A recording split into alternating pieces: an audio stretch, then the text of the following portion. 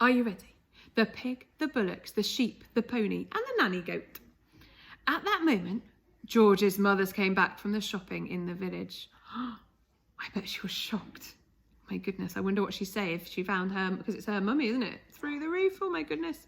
She drove her car into the yard and got out. She was carrying a bottle of milk in one hand and a bag of groceries in the other. The first thing she saw was the gigantic brown hen towering over little George. She dropped the bottle of milk. Then Grandma started shouting at her from the rooftop. And when she looked up and saw Grandma's head sticking through the tiles, she dropped the bag of groceries. How about that then, eh, Mary? Grandma shouted. I'll bet you've never seen a hen as big as that. That's George's giant hen, that is. But, stammered George's mother. It's George's magic medicine, Grandma shouted. We both of us had it, the hen and I. But how in the world did you end up on the roof? Cried the mother. I didn't, cackled the old woman. My feet are still standing on the floor in the living room. This was too much for George's mother to understand. She just goggled and gaped. She looked as though she was going to faint. A second later, George's father appeared. His name was Mr. Killiecranky. Mr. Cranky was a small man with bandy legs and a huge head. He was a kind father to George, but he was not the easiest person to live with, because even the smallest things got him all worked up and excited. Here he is. Here's a picture of Mummy and Daddy. Can you see? Yeah? Okay. The hen standing in the yard was certainly not a small thing. When Mr. Cranky saw it, he started jumping about as though something was burning his feet. Great heavens! He cried, waving his arms. What's this? What's happened? Where did it come from? It's a giant hen. Who did it? I did, George said. Look at me! Grandma shouted from the rooftop. Never mind about the hen. What about me? Mr. Cranky looked up and saw Grandma. Shut up, Grandma, he said. It didn't seem to surprise him that the old girl was sticking up through the roof. It was the hen that excited him. He had never seen anything like it. But then who had?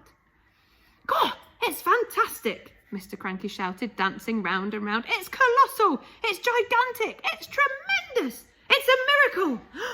How did you do it, George? George started telling his father about the magic medicine. While he was doing this, the big brown hen sat down in the middle of the yard and went cluck, cluck, cluck, cluck, cluck, cluck, cluck, cluck, cluck, cluck, cluck, cluck. Everyone stared at it. When it stood up again, there was a brown egg lying there. The egg was the size of a football. That egg would make scrambled eggs for 20 people, Mrs. Cranky said. George, Mr. Cranky shouted, how much of this medicine have you got? Lots, George said. There's a big saucepan full in the kitchen and this bottle is nearly full. Come with me, Mr. Cranky yelled, grabbing George by the arm. Bring the medicine. For years and years I've been trying to breed bigger and bigger animals. Bigger bulls for beef, bigger pigs for pork, bigger sheep for mutton. They went to the pigsty first. George gave a spoonful of medicine to the pig. The pig blew smoke from its nose and jumped about all over the place. Then it grew and grew, and in the end, it looked like this.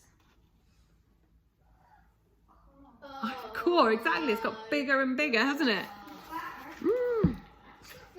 They went to the herd of the fine black bullocks that Mr. Cranky was trying to fatten ready for market. George gave them each some medicine, and this is what happened. And then the sheep as well. Getting bigger and bigger. He gave some to his grey pony, Jack Frost. And finally, just for fun, he gave some to Alma, the nanny goat. Here we are as well, loads of pictures on this chapter. Can you see them all? All kicking off and going all crazy, aren't they, with the medicine? Doing their somersaults. They're on fire, aren't they? And getting bigger and bigger. Oh, and here's the nanny goat eating from a tree. Fizzed upside down. Is that good? Yeah, and that is the end of that chapter. Oh, the animals getting bigger. The next chapter is called A Crane for Grandma, and we'll read that tomorrow. See you later.